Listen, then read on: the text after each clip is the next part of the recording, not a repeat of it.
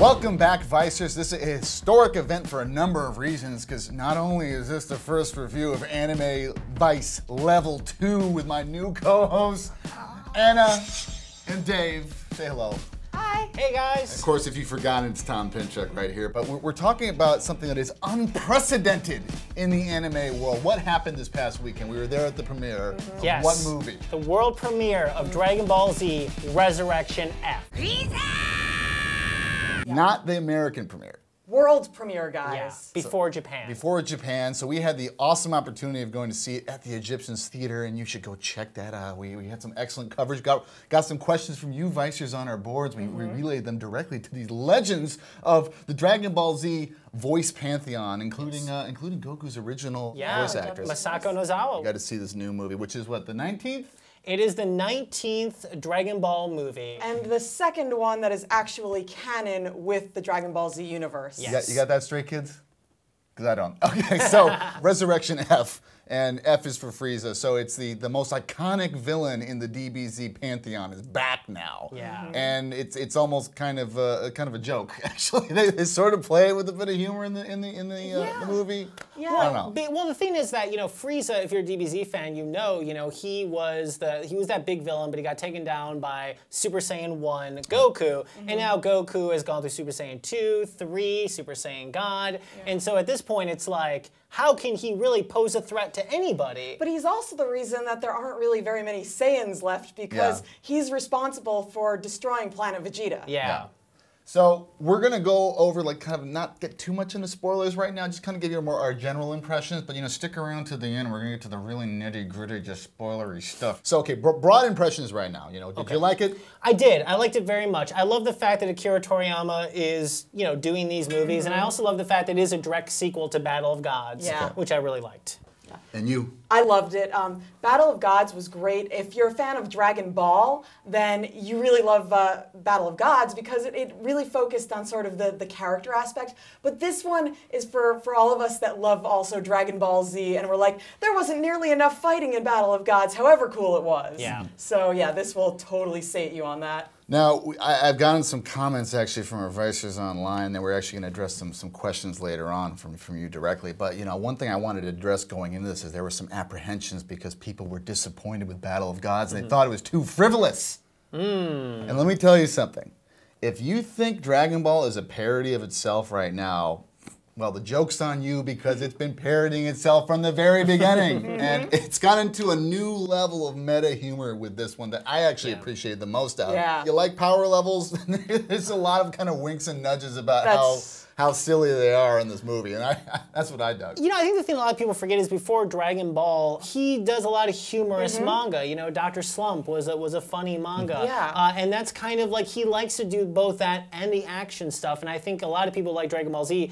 A lot of them only really like the fighting, so Battle of Gods sort of threw him for a loop, because that whole movie was almost like that let's have a picnic episode of Dragon Ball Z that only had a little bit of fighting, and that threw a lot of people off. Like you said, Dragon Ball, Dr. Slump had that connection, and one of the things that I loved in this, that they sort of went back to that, except instead of Dr. Slump, it's Akira Toriyama's new manga with the character Jaco. Yeah, Jaco. And it was a really fun addition, and a way to sort of go back to the beginning where Dragon Ball and Dr. Slump had that connection. He does steal all the scenes he's in. That's I wanted to see more of him. I want to see him in his own feature, because it was a lot of fun. Like, he's kind of just like, hey, I need to take care of this intergalactic business. Oh wait, this is a bigger problem than I'm used to. All right, see you guys. He's this new character. We can kind of see this wild world through his eyes, even though he is canon to Dragon Ball if you read the manga with him in it. What I liked about this movie was it really felt like one of the first movies other than Battle of Gods where the continuity actually mattered. Yeah. Where they were having discussions about things that happened in the actual storyline of Dragon Ball Z, unlike the other movies that tend to be one-offs and almost appear in like an alternate dimension of Dragon Ball Z. This, like, when Frieza came back, he was talking about other characters that were around when he was around and stuff that happened, and I liked that it just felt like this direct sequel. Yeah, I mean, there even got to be that discussion of, why did it take you guys so long to bring me back, and because it has been a long time since the Frieza saga. I think what's neat now is if you missed Dragon Ball for such a long time, this is definitely going to be the first of many. I think Yes, I think they're obviously probably. kind of settling into the groove now of this being, instead of having a TV show that airs weekly, every couple of years you have a new movie that sort of advances that story. Because Beerus is there, and so we've been promised that there's these other dimensions. We've been promised that there's going to be more gods of destruction that we're going to be meeting as this goes along. Yeah. So I mean, I think it's funny how it's like it's that episodic at this point. Yeah, yeah, it really does feel like a continuation of the show in movie form, which I think is really cool. And they're putting a lot of money too. These action scenes are amazing. Yeah. Yeah, I mean, if we were lucky enough to be in Japan for when it's opening there, we'd get to see it in IMAX 3D. I know. I mean, I'm I know. so freaking jealous. But we did see it first. We did see it first. We Okay, did. so It's a trade-off. But Yeah. can you imagine IMAX 3D? But I do want to mention one thing. I don't want to give too much away, but their showcase of Frieza's Hell Dimension was one of my my favorite God. showcases of hell I've ever seen. Yeah. First shot in the movie. That for me was what kicked off a relatively very enjoyable movie. I'll say this: is this my one of my check marks down about the movie? But I heard that with Battle of Gods they actually took out 20 minutes of screen time Yeah. because it was just kind of pointless shenanigans. Yeah. I think this could have used similar trimming because they really, I don't know, they almost go out of their way to say there's just such a lack of stakes where he's like, all right, Frieza's back, but we're probably going to beat him because we've already been more powerful. And then it's like, but then they still play out those scenes where you can't kind of tell us this fight really doesn't have much going on and then proceed to go every single step, every single punch, every single kick. That's, I expect probably when they get around to the wider release here, that will probably be on the cutting room. You know, I feel like when I watch it again, I'm probably going to agree with you on that. But I think I was just so excited to be watching another Dragon Ball Z movie that it didn't really hit me that way. It was just like, I love these characters so much. I've spent so much time with these characters over the years that I'm just always so happy to have new stories to tell with them. I agree, and I don't disagree with you, Tom. You know, I think the thing is because they are building towards, I think, it is sort of like the show, and they are building towards these major villains that Goku needs to be strong enough to fight because he's not stronger than Beerus now. And I agree that maybe the stakes aren't as high as some of the other movies, but I think if you're like Anna and I, and you just like love Dragon Ball Z, you can kind of maybe see past that and just sort of really enjoy what the characters are doing. And also, I think this movie gave a really nice showcase of other characters that are not God-level powered characters fighting, and it's almost like the stakes were their mortality dealing with the Frieza Force, which is, you know, super powerful. Yeah, totally. Yeah, there was that really funny scene where they all have to escape to cover, as it were. Okay, well now we're coming to the spoiler portion here. We're gonna take the lid off and we're gonna do a countdown towards it. So if you want to keep your viewing experience pure, maybe you might want to turn away right now. But we're also gonna address some very spoilerific questions that have come from you Vicers as well during this portion. So, you know, without further ado, let's start the countdown. Can we do it? Yes. Ready? 5, 4, 3, 2, 1. All right, well, for everybody from Lerkero, as someone who's seen plenty of DBZ, I just want to know if the new content feels fresh. Did it bring something new to DBZ, or did bringing Frieza back just feel like fan service that added nothing of value to the franchise? I think it definitely brought something new. I think they actually kind of came up with a brilliant and completely obvious way that Frieza was actually a threat again. It was something that, you know, I hadn't thought of, but once they said it, it was like, oh, of course. You know, you wonder, does it get brought back to be like, you know, unstoppable because why is he so powerful? And it's just that he bothered to train for the first time ever because he's so damn lazy. Yeah, he was a prodigy, and now instead he's a trained prodigy. It feels like they sort of rebooted the series, even though it's still a continuation with Dragon Ball Battle of Gods, because now we're back to Goku not being even close to the strongest thing in the universe. We're back to him, you know, having to train with Whis, you know, and Beerus being there, and also Vegeta having to train.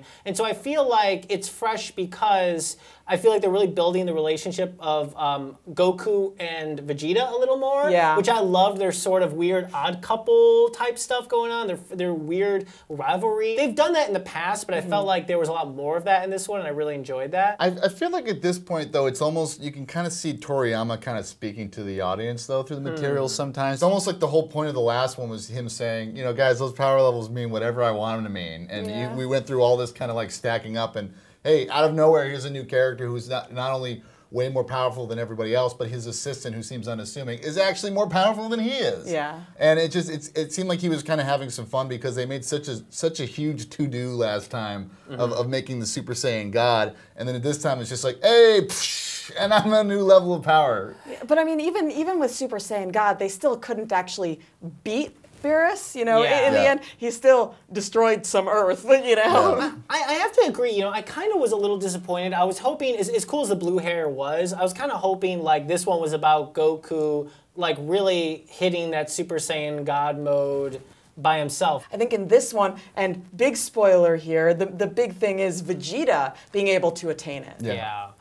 Which sadly was spoiled, I think, by some like video game like footage or something like that, because sadly people know that, and I'm kind of bummed out by that. I managed to avoid that before seeing it. Wasn't that part of the training though? Wasn't that kind of the implication? Was that because he's been training with Beerus and Whis, like that was like led to that later stage of enlightenment? Well, I think the idea was that, you know, we always know Goku is going to reach that level first because that's his deal. But I think it was a surprise, at least I think the attention was a surprise that Vegeta was also able to hit that too, because Vegeta is always one step behind, which I love that Whis even talks about that. Whis literally says to Vegeta, wow, you're always one step behind Goku, huh? Yeah. And he's like, did you have to point that out? But that is consistent, you know, and I loved that. Well, I just loved it too when they unveiled Golden Frieza, which of course the other transformation. He might as well be making air quotes. He's just like, yeah, you know, there's some complicated way I got here, but let's just call this one Golden Frieza. I think there's also the kind of meta comment too, where he's like, hey guys, you know, maybe it was a little silly that Goku didn't kill, and that's kind of the whole crux of this at the end. It's like, yeah, he should kill the bad guys. But if he killed all the bad guys, we wouldn't have Vegeta as one of the Z fighters. This is from Kanade Amakusa.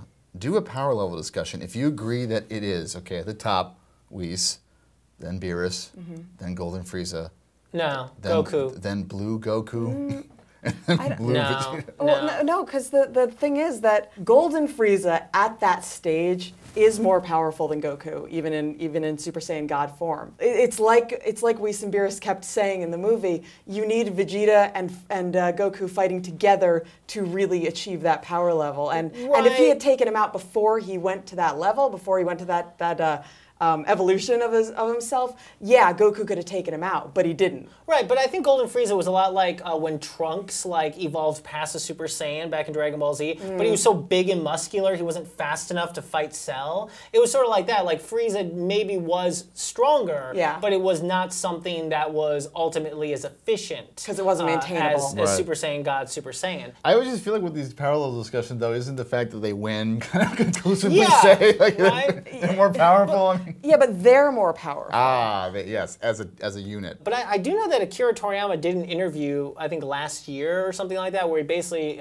was talking about power levels, and he said, on a scale, if Beerus is a 10, Goku's a 5, and Whis is a 15. So according to Toriyama, that's sort of where the levels are. Like the dials turn to 11? Yeah, exactly. And we're assuming that, you know, Whis is not the most powerful. Yeah, you know? I mean, he said that there are these other dimensions. We don't know how powerful the guys in those dimensions are. Also, I know some of you guys wanted to know if we really get to see Whis' power level. You don't get to see it, but you get this idea of just how ridiculously far above any of the rest of them he is. Yeah. I guess to wrap it up, it seems like we're all pretty much like recommending it. Absolutely. But maybe favorite part? I like the part where Jacko, whatever you want to call him, he did that whole cool move where he shot all the guys in the shin, and they didn't realize they were shot until he made that cool pose down.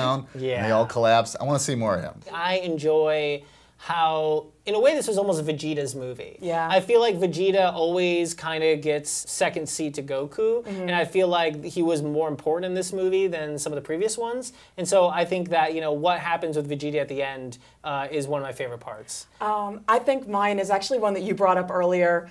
Frieza's Hell Dimension. Yeah. Yes. It was so genius. It was hilarious and amazing and awesome. It's like the lost corner of Equestria, isn't it? So good. It's crazy. So funny. Filled with cuteness. It's just like... And it's so like Toriyama too, because he does so many of those like cutesy things, and it was really fitting and really cool. Well, I think that's all the time we have for today. I don't know when this is coming for the rest of you, so you have to take our word for it in the meantime. But thanks so much for watching. I hope you stick with us for the rest of Anime Vice Level 2, as we're going to keep these great videos coming at you. So be sure to subscribe, be sure to like, and if you like sharing on your social media, please do that as well. We've also got a couple other sites we want you to check out too. We got our board where you can become a Vicer yourself and interact with some other fans and have your own discussions like this about Dragon Ball and the movie itself. And also, if you want to learn more about characters like Frieza or Beerus or Whis or just Dragon Ball itself, head on over to our wiki. We got a really great community here. We'd love it if you aren't part of it already to join it as well. So until next time.